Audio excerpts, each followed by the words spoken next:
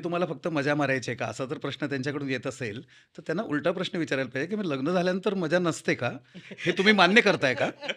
आणि कदाचित म्हणजे बऱ्याच पालकांकडे बघताना ते खरंही वाटू शकतं आपल्याला.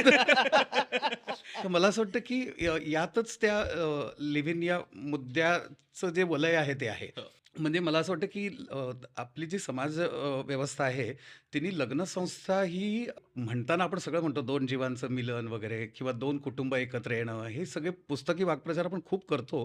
पण त्याच्यापेक्षा जास्त पॉप्युलर असलेला एक वाक्प्रचार आहे तो म्हणजे की लग्न म्हणजे तडजोड, लग्न म्हणजे कॉम्प्रोमाईज. हो. हं. आणि मग ते अर्थातच होता शेवटी ते बाईकडेच येतं, की ते हं. बाईने केलेलं कॉम्प्रोमाईज आणि त्याच्यापेक्षा वेगळं काहीतरी म्हणून माणसं आम्हाला एकमेकांबरोबर राहावंसं वाटलं म्हणून राहिली.